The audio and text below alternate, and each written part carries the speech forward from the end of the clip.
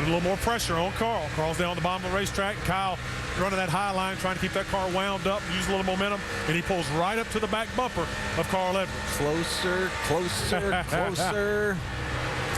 You know, when they first opened the... Oh, look out! Oh, man!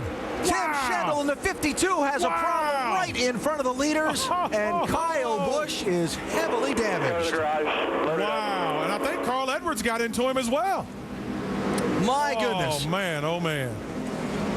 Wow. Oh, my goodness. That's what I just said. Sorry, man. Terrible. Golly, what is he doing out there?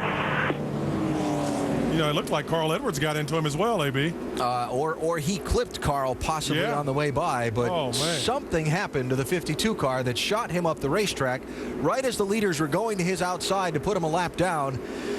And the result is that Kyle Busch has a very wrinkled up Toyota. Wow. Marty, Rusty, Andy, didn't see that one coming, did you? Oh, that was a tough one right there, but it's pretty obvious. The 52 car blew a right front tire right in front of everybody. Still had him in front of him. Tim Schendel did a great job holding on all he could, but he blew that right front, right in front of Kyle Busch. Take a look at the replay.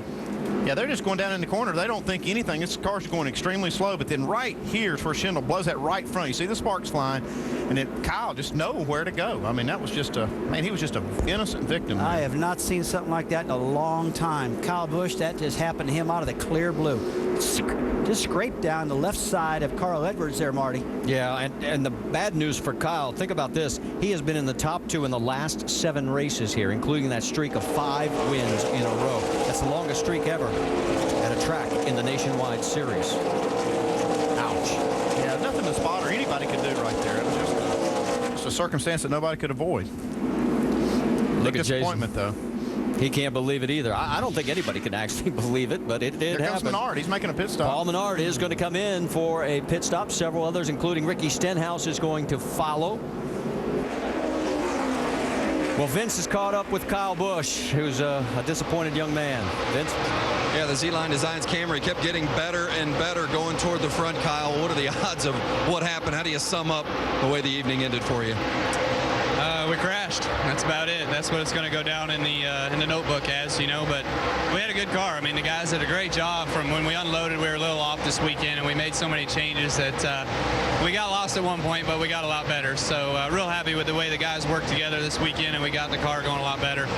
The Z-Line Designs Camry was fast right there. You know, we were running Carl down and almost got up alongside of him there one time, and you know, waited for the back stretch, and then we crashed back down into turn 1 and 2. So,